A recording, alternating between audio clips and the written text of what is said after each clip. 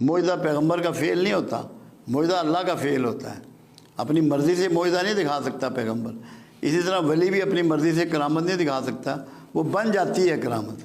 اللہ پاک ان کی لاج رکھ لیتے، لاج رکھتا ہے، بس یہی بات ہے۔ کچھ لوگ ہمیں اکثر سوشل میڈیا پر ہمیں نظر آتا ہے کہ وہ وظائف بتا رہے ہوتے ہیں کھلے کہ آپ یہ پڑھیں، تو کیا وظائف کے لیے کسی کی اجازت ضروری ہوتی ہے یا اس طرح کوئی بھی بتائے اور اس پر عمل کرنے کا فائدہ ہوتا ہے؟ دیکھیں جی، ایک بات تو پہلی یہ ہے، اللہ نے جب قرآن میں دو باتیں کہی، ایک تو یہ کہا کہ مجھے میرے خوبصورت ناموں سے یاد کرو، تو کہیں مینشن نہیں کیا کہ اجازت لو کسی کی۔ ایک جگہ یہ کہا کہ تمہارے دلوں کو اطمینان ہو ہی نہیں سکتا میرے ذکر کے بغیر، وہاں بھی اجازت کا ذکر نہیں۔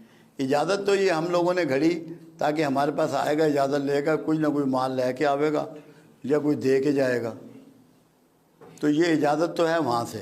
اس میں صرف ایک ٹیکنیکل بعض اوقات ایشو آ جاتے ہیں جس کے لیے اجازت کی شاید ضرورت پیش آتی ہے۔ میں لاہور میں تقریر کر رہا تھا، میری پہلی کتاب کا پہلا لیکچر تھا اللہ الصمد۔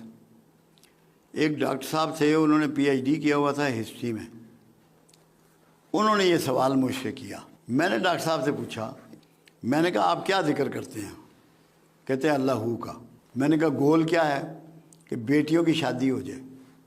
میں نے کہا اشفاق صاحب، ہو کہتے ہیں ویرانے کو، اللہ ہوت، مقام ہوت، جہاں کوئی روح نہیں پہنچ سکتی، کوئی مخلوق نہیں پہنچ سکتی، صرف رسول اللہ گئے ہیں، جبرائیل بھی وہاں نہیں جا سکتے۔ تو میں نے کہا ویرانہ مانگ رہے ہو اور بچیوں کی شادی مانگ رہے ہو؟ میں نے کہا تم اللہ کو یاد کرو، ہو کا ذکر ان لوگوں کے لیے ہے جو جنگلوں میں جا کے کرتے ہیں، جن کے بچے نہیں ہوتے، بیوی نہیں ہوتی، خاندان نہیں ہوتا۔ تمہیں میں ذکر تجویز کرتا ہوں، تم یہ ذکر کرو